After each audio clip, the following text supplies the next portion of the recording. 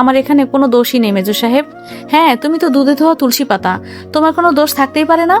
প্রিয়া ক্যাবলা মার্কা হাসি দেয় একটা। পিয়াস একটু চোখ রাঙালে সে শব্দ করে হেসে ওঠে। পিয়াসের কোলেই প্রিয়া একটু নড়ে উঠলে পিয়াস চিন্তিত হয়ে বলে, কি হয়েছে, ওয়াশরুমে যাবে? প্রিয়া একটু লজ্জা পেয়ে মাথা নাড়ায়। পিয়াস বেশি কিছু না বলে তাকে সাহায্য করে। তাকে রুমে এনে বসাতেই প্রিয়া পেটে হাত দিয়ে বসে থাকে। এমন রাতে সজাগ হলেই তার ক্ষুধা লাগে, আজও তার ব্যতিক্রম নয়। পিয়াস আবারও ভুরু কুঁচকে তাকালে প্রিয়া বলে, আসলে মাঝরাতে সজাগ পেলে আমার ক্ষুধা লাগে, আজও আর কি। আচ্ছা থাক, আপনি শুয়ে পড়ুন, ঘুমান, ক্লান্ত তো অনেক। ভাত খাবে? ভাত আনবো নাকি অন্য কিছু বানিয়ে আনতে হবে? লাগবে না বলছি তো, যা বলেছি উত্তর দাও। প্রিয়া মিনমিন করে বলে, ভাতেই চলবে। পিয়াস দরজার দিকে এগিয়ে গিয়ে আবারও উল্টো ফিরে এসে বলে, আমি কিন্তু জানি না তোমাদের বাড়ির কোথায় কি আছে। সব উল্টাপাল্টা করে ফেললে আমার দোষ নেই, শাশুড়ি মাকে তুমি পরে সামলাবে। প্রিয়া হেসে ফেলে, মাথা নাড়িয়ে বোঝায় সে মাকে মানিয়ে নেবে। পিয়াস রুম থেকে বেরিয়ে রান্নাঘরে চলে যায়। রান্নাঘরের লাইট অন করে আশেপাশে তাকায়। সব খুঁজে প্লেট পেয়ে টেবিলে রাখে। সে খাবার শেষে দেখেছিল নওশিন বেগম বাড়তি খাবারগুলো ফ্রিজে রেখেছেন। তাই সে ফ্রিজ খুলে খাবার বের করতে যায়। তখনই পেছনে কারো উপস্থিতি টের পেয়ে সে চমকে ওঠে। তাকিয়ে দেখে কবির সাহেব দাঁড়িয়ে আছেন। কবির সাহেব পিয়াসকে দেখে বলে, তুমি এখানে বাবা, খাবার নিচ্ছ? ক্ষুধা লেগেছে তোমার? পিয়াস প্রচন্ড লজ্জা পেয়ে যায়। ইনি আবার না তাকে খাদক ভেবে বসে। প্রিয়ার ক্ষুধার চক্করে আজ তার মান সম্মানে টানাটানি পড়ে গেল। পিয়াস গলা খাকারি দিয়ে বলে, আসলে বাবা, প্রিয়া ঘুম থেকে উঠেছে, ওর ক্ষুধা লেগেছে বলল, তাই আর কি। ও মেয়েটা এত রাতে তোমাকে জ্বালাচ্ছে? এমনি এতটা জার্নি করে তুমি ক্লান্ত, তোমার শাশুড়িও সারাদিন পরিশ্রম করে ক্লান্ত হয়ে ঘুমাচ্ছে। আমার ঘুম আসছিল না এমনি, তখন রান্নাঘরে আলো জ্বলা দেখতে বেরিয়ে আসলাম। বলতে বলতে তিনি নিজেই ফ্রিজ থেকে খাবার বের করে গরম করতে থাকে। পিয়াস বলতে গিয়েছিল সে নিজেই পারবে, তবে কবির সাহেবকে এতটা স্বাচ্ছন্দ্যে খাবার গরম করতে দেখে আর বাধা দেয় না। শ্বশুরের সাথে টুকটাক কথা বলতে বলতে প্রিয়ার জন্য খাবার সাজিয়ে নেয়।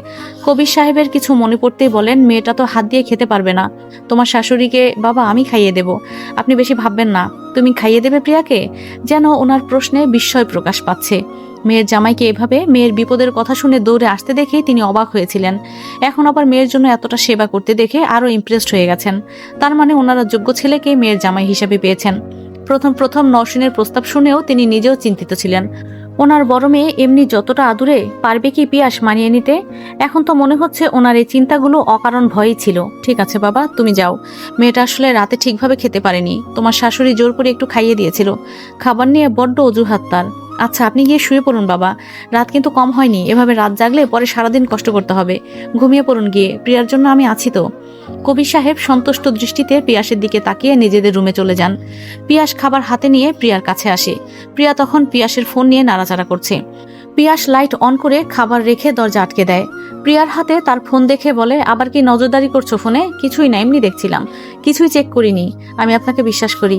পিয়াস মুচকি হেসে খাবার মাখায়। প্রিয়া বলতে নেয়, আমি নিজে খেয়ে কথা বন্ধ, আমি খাইয়ে দিচ্ছি, চুপ করে বসে থাকো তুমি।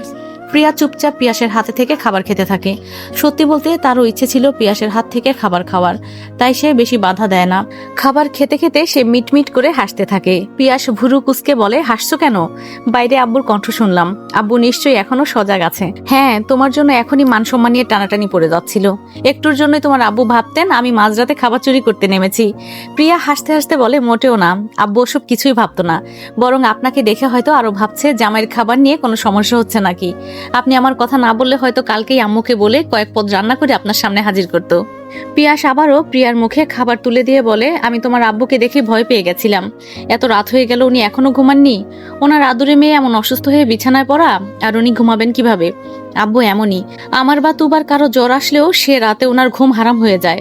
বড্ড ভালোবাসে না তোমায়? অনেক ভালোবাসে, আমাকে একটু বেশি। তুবা তো একটু দূরে দূরে থাকে, এই বয়সের ঢং ওর, আমি আবার এসব মানি না। আব্বু তো আব্বুই, এক ফোঁটা আদরও মিস করা যাবে না। প্রিয়া হেসে ফেলে। পিয়াসও মুচকি হেসে বলে, ভালোই কথা ফুটেছে তোমার, একটু আগে তো থ মেরে বসেছিলে। এই আপনাকে দেখে আমি একটু বেশি এক্সাইটেড হয়ে গেছি। অনেকদিন পর আপনাকে দেখছি তো। কতদিন হলো? 3 মাসের মতো না? অনেক দিন হয়ে গেছে। ইস, কতদিন পর আপনাকে দেখলাম। ভিডিওতে কল দিতে বললে তো লজ্জায় মরে যাও, এখন তো লজ্জাহীনের মতো কথা বলছো কিভাবে? লজ্জারা মরে গেছে এখন। ফোনে বেশি লজ্জা লাগে, সামনাসামনি মানে অতটাও লাগে না। অসুস্থ বলে বেঁচে গেলে পিয়া, নয়তো এভাবে কথা বলার প্রেক্ষিতে আজ ছাড় পেতে না তুমি। আমি আবার আমার কাজ সহজে পেন্ডিং রাখি না। পিয়াস হৃদাকে খাইয়ে হাত ধুতে যায়। প্রিয়া ততক্ষণে পিয়াসের কথার মানে বোঝার চেষ্টা করে। কিছুক্ষণ ভাবতে ভাবতে পিয়াসের কথার মানে আন্দাজ করতে পেরে লজ্জা পায়। পিয়াস একেবারে প্লেট ধুয়ে হাত ধুয়ে ফেরত এসেছে। এসে প্রিয়াকে ভাবনায় ডুবে থাকতে দেখে বলে, আমি না হয় আমার কথা বললাম, তুমি তো দেখি কল্পনাতেই চলে গেছো। বাহ, অনেক ফাস্ট তো তুমি। আপনি না একেবারে অতিরিক্ত অতিরিক্ত খারাপ আপনি। পিয়াস বেডে বসে প্রিয়াকে আলতো করে টেনে নিজের কাছে এনে শুয়ে দেয়, নিজেও পাশে শুয়ে বলে, অতিরিক্ত খারাপ হই আর অল্প খারাপই হই, তোমারই তো। এখন আর কোনো কথা না, ঘুমাও, আমারও ঘুম লাগবে। যদি ছুটি কনফার্ম না করে তাহলে আবার চলে যেতে হবে তো। প্রিয়া চমকে উঠে পিয়াসের দিকে তাকায়, অবাক কণ্ঠে বলে, চলে যাবেন মানে? এভাবে এভাবে এক রাতের জন্য এসে আবার চলে যাবেন? এসব কি বলছেন? ছুটি কনফার্ম করার সম্ভাবনাই বেশি, তবে কনফার্ম না করলে তো চলে যেতেই হবে। আপনি যাবেন না? কতদিনের ছুটি দরখাস্ত দিয়েছেন? যতদিনই বলি না কেন, সপ্তাহখানেকের বেশি দিবে না। তাহলে এই সপ্তাহখানিক আগে আমি আপনাকে যেতে দিব না। আপনি থাকবেন বলেন, যাবেন না? পিয়াস আলতো করে প্রিয়াকে জড়িয়ে ধরে বলে, ঠিক আছে, ঘুমাও এখন, আমি আছি এখানে। প্রিয়া আরো এগিয়ে এসে পিয়াসের বুকে মাথা রাখে। নড়তে গিয়ে পায়ে টান লেগে ব্যথা পেতেই অজান্তে পিয়াসের হাত খামচে ধরে ফেলে। পিয়াস বুঝে তাড়াতাড়ি প্রিয়ার পা উঠিয়ে ঠিক বালিশের ওপর রাখে। কাত হতে পারছে না বলে সে অতিষ্ঠ, তবে পিয়াস সেভাবেই নিজের বুকে আগলে রাখে তাকে। মাথায় হাত বুলিয়ে দিলে পিয়াস সেভাবেই ঘুমিয়ে যায়। তবে পিয়াসের চোখে ঘুম আসে না, তার তো টেনশন হচ্ছে, আদৌ তার ছুটি কনফার্ম হয়েছে কিনা। তার খবর নিতে পারেনি, সকালে উঠে খবর নিতে হবে, তারপরে সে নিশ্চিত হতে পারবে। গতরাতে ঘুমাতে দেরি হওয়ায় স্বভাবতই সকালে উঠতে তাদের দেরি হয়ে যায়। ওদিকে নওশিন বেগম মেয়ের খবর নেওয়ার চিন্তায় আছেন। সকালে ওঠার পর কবির সাহেব ওনাকে রাতের কাহিনী বলতে ভুলে গিয়েছিলেন। বউকে এত চিন্তিত দেখে কবির সাহেব বললেন, টেনশন করো না, তোমার মেয়ের জামাই আছে তো। তাছাড়া ওদের রাতে ঘুমোতে দেরি হয়ে গেছিল বলে হয়তো উঠতে লেট করছে। নওশিন বেগম একটু সন্দেহের দৃষ্টিতে তাকিয়ে বলে, আপনি জানলেন কিভাবে? মেয়ের রুমে কি নজরদারি করেছিলেন নাকি? ধ্যাত, কি সব ফালতু কথা বলছো। আগে কাহিনী তো বলতে দাও। তোমার মেয়ের তো আবার রাত বিরাতে খিদে পেয়ে যায়। মাঝরাতে পিয়াসকে পাঠিয়েছিল খাবার খাবে বলে। আমার ঘুম না আসায় আমি জেগেছিলাম, তখন উঠে দেখি তোমার মেয়ের জামাই মেয়ের জন্য খাবার খুঁজছে। পরে আর কি, আমি খাবার গরম করে দিয়েছি, মেয়েকে পিয়াস খাইয়ে দিয়ে পরে ঘুমিয়েছে। নওশিন বেগম মাথায় হাত দিয়ে বলে, কি বলছেন আপনি? আপনার মেয়ে এসব করেছে? হায় আল্লাহ, না জানি জামাই কি ভাবছে। কিছুই ভাবছে না। তুমি যদি পিয়াসের কথাগুলো শুনতে, তাহলে নিজেই ইমপ্রেস হয়ে যেতে। যোগ্য মেয়ের জামাই পেয়েছো নুসু, তোমার মেয়ের জন্য একদম পারফেক্ট মানুষ পিয়াস। নওশিন বেগম রান্নাঘরে গিয়ে দেখেন সেখানে এটো প্লেট নেই, তার মানে পিয়াস ধুয়ে রেখে গেছে। বিয়ের পর প্রথমবার মেয়ের জামাই বাসায় এসেছে, সেখানে মেয়ে তার জামাই সেবা না করে উল্টো জামাইকে দিয়ে সেবা নিচ্ছে। মেয়েটা মানসম্মান খুইয়ে ছাড়বে। রাতে ইরিন তাড়াতাড়ি শুয়ে পড়েছিল, তাই সে তার ভাইয়ের আসার খবর জানে না। তাছাড়া তার এতটাই গভীর ঘুম যে এক ঘুমে সে রাত পার করে দিতে পারে। সকালে ঘুম থেকে উঠে নিজের এক পাশে মাকে আর অপর পাশে তুবাকে দেখে অবাক হয়। তুবার তো প্রিয়া ভাবির সাথে থাকার কথা, ভাবে কি তবে রাতে একা ছিল? রাতে ইমন রিদানের সাথে চলে যেতে ইরিন রুমে এসে ঘুমিয়ে গিয়েছিল। এমনিতে প্রিয়া ভাবির মন খারাপ দেখেছিল, ভাইয়াকে জানাতে পারেনি বলে। তারপর তুবাপুও কি যেন নিয়ে চিন্তিত ছিল, তাই সে কথা বলার মতো কাউকে না পেয়ে ঘুমানোই শ্রেয় মনে করেছিল। ঘুম থেকে উঠতে বিছানাতে বসে সে ইমনের কথা ভাবছিল। রাতে ইমনকে নিয়ে একটা খারাপ স্বপ্ন দেখেছে। ইমন তো এখনো বাসায় আসলো না, তবে ভাইয়ের কিনে দেওয়া ফোনটা ইমনের কাছেই দিয়ে দিয়েছে। নাম্বার তো মায়ের ফোনে সেভ করা, তাই সে মায়ের ফোন থেকে ইমনের নাম্বারে কল লাগায়। তবে প্রথমবারেই কেউ কল রিসিভ করে না, আবার কল দিতেই এবার রিসিভ হয়। ওপাশ থেকে কারো ঘুমন্ত কণ্ঠস্বর শুনেই ইরিন থমকে যায়। ফোন সামনে এনে দেখে নাম্বার তো ঠিকই ডায়াল করেছে, তাহলে কল রিসিভ করলো কে? ওপাশ থেকে রিদান ঘুম ঘুম কণ্ঠে বলল, হ্যালো হ্যালো বলেই যাচ্ছে। তবে ইরিন বলে ওঠে, আপনি কে?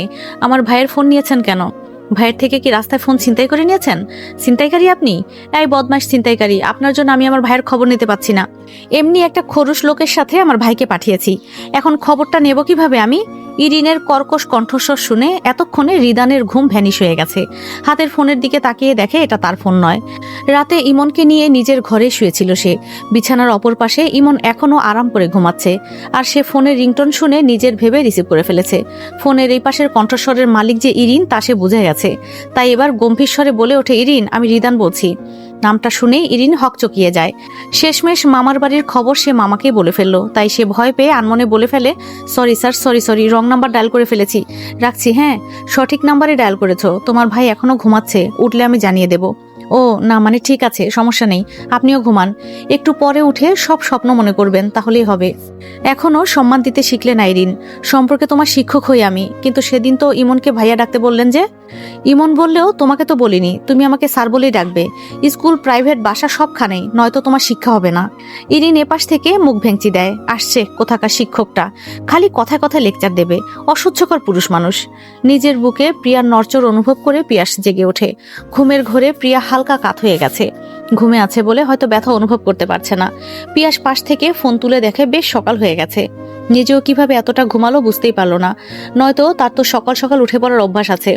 হয়তো আজ প্রিয়ার সাথে ছিল বলে টের পায়নি। শ্বশুরবাড়িতে থেকে এতক্ষণ ঘুমানো নিশ্চয়ই শোভা পায় না। তাই পিয়াস আড়মোড়া ভেঙে উঠে বসে। তারপর প্রিয়ার এলোমেলো চুলগুলো মুখের ওপর থেকে সরিয়ে দিয়ে এক দৃষ্টিতে তাকিয়ে থাকে। খুঁটিয়ে খুঁটিয়ে দেখতে থাকে প্রিয়ার মুখমণ্ডলের সৌন্দর্য। পিয়াস আবিষ্কার করে প্রিয়ার বাম চোখের নিচে ছোট্ট একটা তিল আছে। ভালোভাবে না তাকালে সেটা দেখা যায় না। পিয়াস তিলটার ওপর বৃদ্ধাঙ্গুল ছুঁয়ে সেখানে মুখ নামিয়ে ছোট্ট করে একটা চুমু খায়। তারপর প্রিয়ার দু চোখে ঠোঁট ছুঁয়ে দিয়ে মৃদুস্বরে প্রিয়াকে ডাকতে থাকে। প্রিয়া ঘুমের মাঝে একটু নড়ে উঠে নিজের হাত ছাড়িয়ে দিতে যায়। তবে সাথে সাথে পিয়াস তার হাত দুটোকে আটকে নেয়। সদ্য সদ্য ব্যথা পাওয়ায় তার কোনো হুঁশ নেই। এভাবে হঠাৎ করে হাত টান করতে গেলে অনেক ব্যথা পাবে। হাত নাড়াতে না পেরে উল্টো কারো মুঠোয় বন্দি দেখে প্রিয়ার ঘুম ভেঙে যায়। চোখ পিটপিট করে তাকিয়ে পিয়াসকে দেখেই রাতের কথা মনে পড়ে। সাথে সাথে সে মিষ্টি করে একটা হাসি দেয়। প্রিয়ার এমন হাসি দেখে পিয়াসও হেসে ফেলে। প্রিয়ার হাত দুটো আলতো করে পাশে রেখে বলে, ঘুম থেকে ওঠো, হুঁশে আসো। তোমার শরীরে অনেক আঘাত আছে, উল্টোপাল্টা নড়াচড়া করলে আরো বেশি ব্যথা পাবে। প্রিয়া উঠে বসতে চায়। পিয়াস তাকে ধরে পেছনে বিছানার হেডবোর্ডে বালিশ রেখে উঠিয়ে বসায়। প্রিয়া ঠোঁট ফুলিয়ে বলে, একদিনে আমি অতিষ্ঠ হয়ে গেছি, তাহলে সুস্থ হওয়া পর্যন্ত আমি অপেক্ষা কিভাবে করব? কিছুই করার নেই ম্যাডাম, নিজের প্রতি অমনোযোগী থেকে যে বিপদ ডেকে এনেছেন, এখন সেটা তো নিজেকে মোকাবেলা করতে হবে। কিছু একটা মনে পড়তেই প্রিয়া খুশি হয়ে বলে, আপনার ছুটি কনফার্ম হয়ে গেছে তাই না? তাই তো এখনো আমার কাছেই আছেন আপনি। এখনো কোনো খবর পাইনি। তাছাড়া আশা আছে কনফার্ম হওয়ার, নয়তো সকাল সকালই খোঁজ পড়ে যেত। নিশ্চিত তথ্য না পাওয়ায় প্রিয়ার মন খারাপ হয়ে যায়। পিয়াস তাকে ধরে নিয়ে ফ্রেশ করিয়ে আনে। তারপর বেডে বসিয়ে বলে, ফেসিয়াল টেসিয়াল কিছু করো নাকি? ড্রেসিং টেবিলের উপর কত প্রোডাক্ট দেখছি, সকালে কি কি ইউজ করো? প্রিয়া দুদিকে মাথা নাড়িয়ে বলে, আমি বেশি কিছু ইউজ করি না, এখানে প্রায় সবই তুবার। আমি শুধু ডেইলি ময়শ্চারাইজার ইউজ করি, আর কিছুই না। কোনটা এটা?